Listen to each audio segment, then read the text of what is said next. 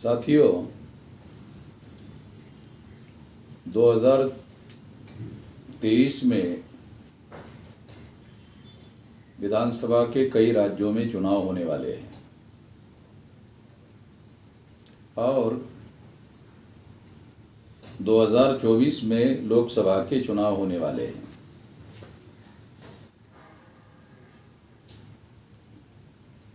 इस चुनाव में दोबारा ईवीएम का यूज और मिसयूज होने वाला है। मैं यकीन के साथ, विश्वास के साथ ये कहता हूँ कि ये यूज और मिसयूज होने वाला है। इसलिए ईवीएम से होने वाले चुनाव को भारत में वास्तविक चुनाव नहीं माने जा सकते। ईवीएम मशीन के द्वारा जो रिजल्ट निकाले जाते हैं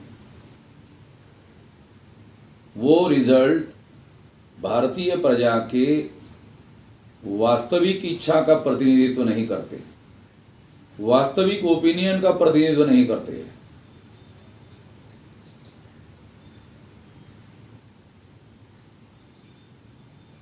उदाहरण के लिए सबसे बड़ी बात मैं आपको बताना चाहता हूं कि 2019 के चुनाव में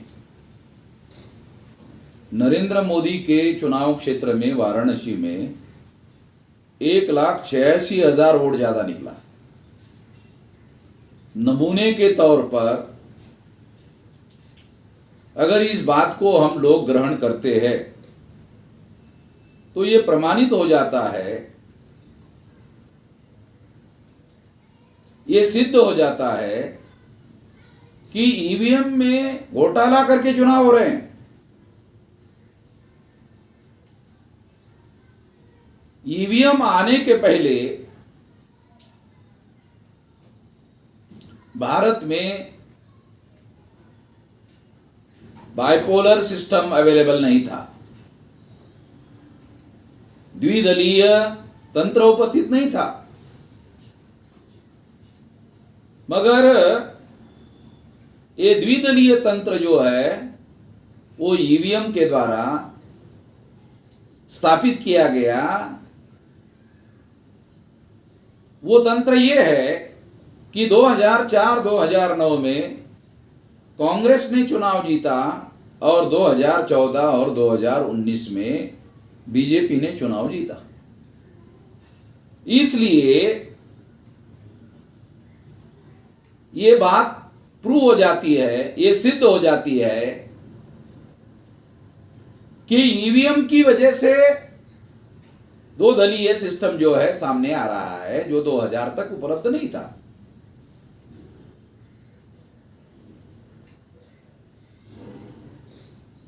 ये जो दोनों पार्टियां हैं, ये दोनों पार्टियां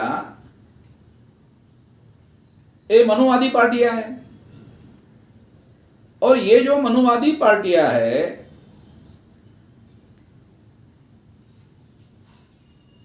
उसके नियंत्रण में है। ये मनुवादी लोगों के नियंत्रण में ये पार्टियां चल रही है, उन्हीं के लोगों के द्वारा ये बनाई हुई पार्टियां हैं। कुछ दिन पहले पार्लियामेंट में अमित शाह ने ये कहा कि हमारे भारतीय जनता पार्टी ने एक ओबीसी के आदमी को देश का प्रधानमंत्री बनाया। 29% ओबीसी के प्रतिनिधि हमारे हैं।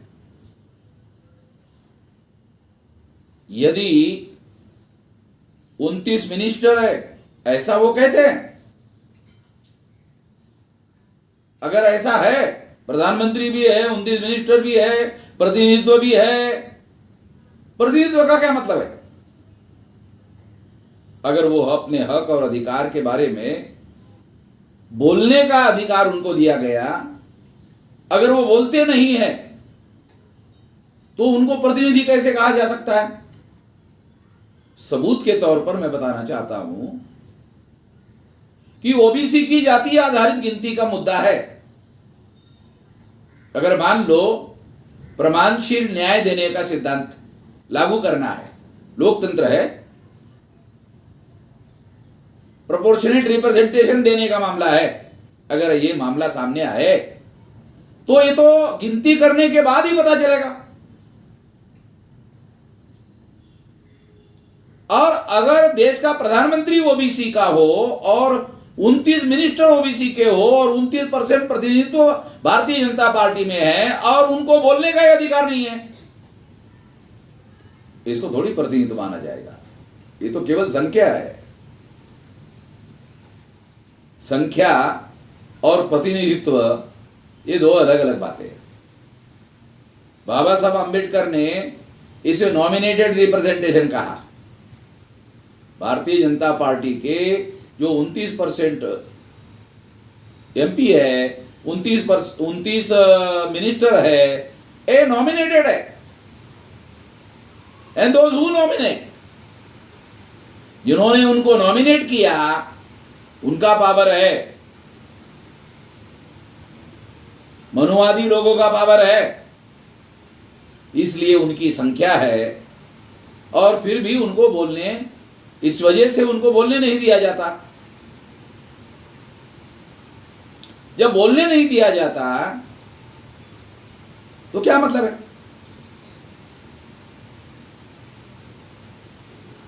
मैं ये कहना चाहता हूं कि नॉमिनेटेड रिप्रेजेंटेशन, पहले से ही नॉमिनेटेड रिप्रेजेंटेशन था। ईवीएम मशीन के द्वारा वोटों की चोरी करने का कार्यक्रम शुरू किया गया। ईवीएम मशीन के द्वारा पहले से निर्धारित कर दिया जाता है किसको चुनना है, किसको नहीं चुनना है। ईवीएम मशीन के द्वारा पार्टी को टारगेट किया जा सकता है, इंडिविजुअल को टारगेट किया जा सकता है और टारगेट करके चुनाव में जितवाया और हरवाया जा सकता है। और ऐसे बहुत सारे एविडेंसेस है जिसको आधार बनाकर यह बात कही जा सकती है। इसलिए हम लोगों ने यह निर्णय किया 26 नवंबर को दिल्ली में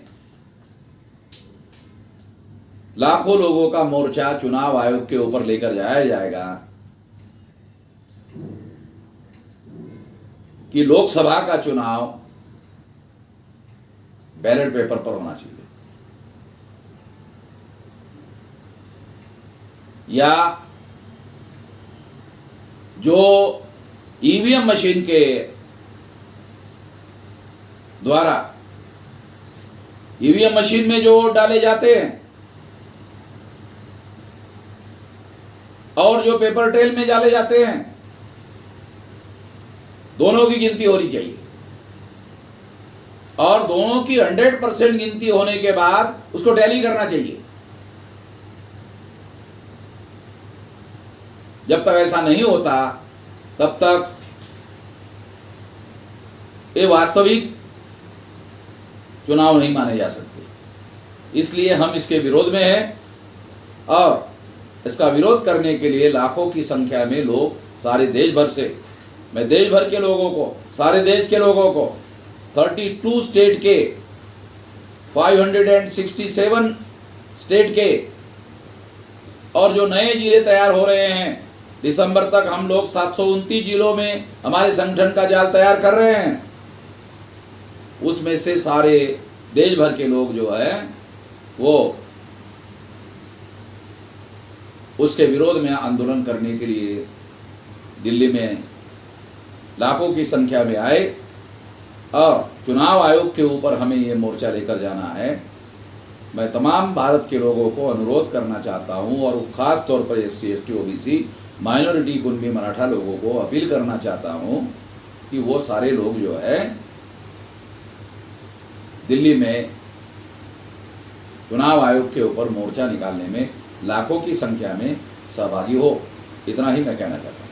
धन्यवाद।